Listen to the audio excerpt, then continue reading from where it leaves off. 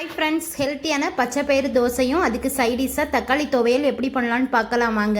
ஒரு கப் பச்சை பயிறு, 2 ஸ்பூன் பச்சரிசி ஊற வச்சு எடுத்துக்கலாம். மிக்ஸி ஜாரில் ஊற வச்ச பச்சை பயிறு, பச்சரிசி, ஒரு பச்சை மிளகா, 1 ஸ்பூன் ஜீரகம், ஒரு துண்டு இஞ்சி, 2 பல் பூண்டு, கொத்தமல்லி இலை, தேவையான அளவு உப்பு போட்டு நல்லா அரைச்சி எடுத்துட்டிங்கன்னா ஹெல்த்தியான பச்சை பயிறு தோசை மாவு ரெடி ஆயிரும். பச்சை பயிறு தோசை டேஸ்ட்டும் சூப்பராக இருக்கும், ஹெல்த்தியும் கூட. வெயிட் லாஸில் நான் இதை அடிக்கடி எடுத்துக்குவேன். நீங்களும் ட்ரை பண்ணி பார்த்துட்டு டேஸ்ட் எப்படி இருந்துச்சுன்னு கமெண்ட்ல சொல்லுங்க. பச்சை பயிறு தோசைக்கு சைடிஷாக தக்காளி துவையலும் எப்படி பண்ணலான்னு பார்க்கலாம் வாங்க.